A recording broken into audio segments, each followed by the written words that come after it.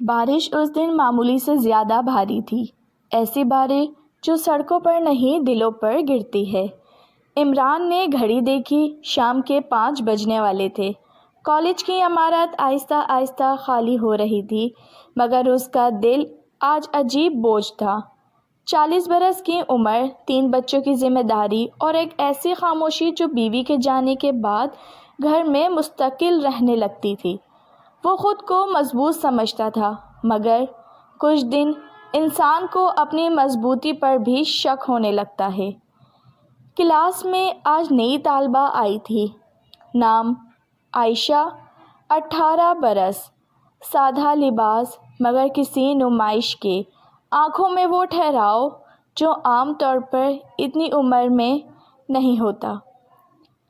عمران نے حاضری لیتے ہوئے نام پکارا تو اس کی آواز میں ذرا سی کپکپاہٹ تھی، جسے اس نے فوراً دبا لیا۔ وہ جانتا تھا یہ صرف ایک طالبہ ہے، اور وہ صرف ایک استاد اور ایک باپ، مگر دل سے نہیں مانتا۔ دن گزرتے گئے۔ عائشہ باقی طالبہ سے مختلف تھی۔ وہ سوال پوچھتی، بحث کرتی اور اکثر لیکچر کے بعد خاموشی سے بیٹھ کر کتابوں کی حاشیوں پر نوٹس بناتی رہتی۔ ایک دن عمران نے کہا، آپ لکھتی اچھا ہیں۔ عائشہ نے سر جھکا لیا۔ لکھنا میری مجبوری ہے سر، بات کرنے کی ہمت نہیں ہوتی۔ یہ جملہ عمران کے دل میں کہیں اتر گیا۔ گھر میں اس رات عمران دیر تک جاگتا رہا۔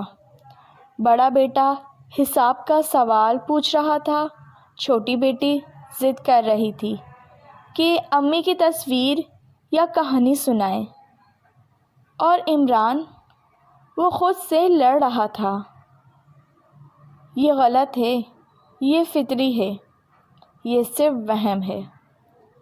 مگر وہم اتنا ضدی نہیں ہوتا جتنا یہ احساس تھا۔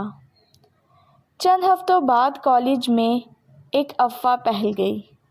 کسی نے کسی کو کہتے سنا، کسی نے کسی کو دیکھ لیا، اور بات بڑھتی گئی۔ عائشہ کی امی کو کالج بلا لیا گیا۔ عمران نے جب یہ سنا تو اس کے قدم لرز گئے۔ وہ جانتا تھا اگر بات بڑھی تو سب سے پہلے عائشہ ہی کچلی جائے گی۔ اس دن اس نے خود کو پیچھے کھینچ لیا۔ سوال کے جواب مختصر، نظریں کتابوں میں، دل بچوں میں۔ مگر عائشہ یہ سب محسوس کر رہی تھی۔ ایک شام وہ لائبریری میں ملی۔ سر، کیا میں نے کوئی غلطی کی ہے؟ یہ سوال نہیں تھا، یہ فریاد تھی۔ عمران نے کرسی پیچھے کی۔ نہیں نہیں عائشہ، غلطی صرف یہ ہے کہ دنیا کمزور کو جلدی نشانہ بناتی ہے اور مضبوط۔ عمران مسکرایا، وہ مسکراہٹ جس میں دکھ چھپا ہوتا ہے۔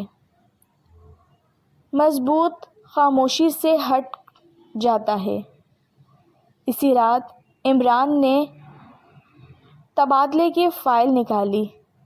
یہاں کہانی ختم نہیں ہوتی، یہاں سسپینس شروع ہوتا ہے، کیونکہ عائشہ کا ماضی وہ نہیں تھا جو وہ بتاتی تھی، اور عمران کا فیصلہ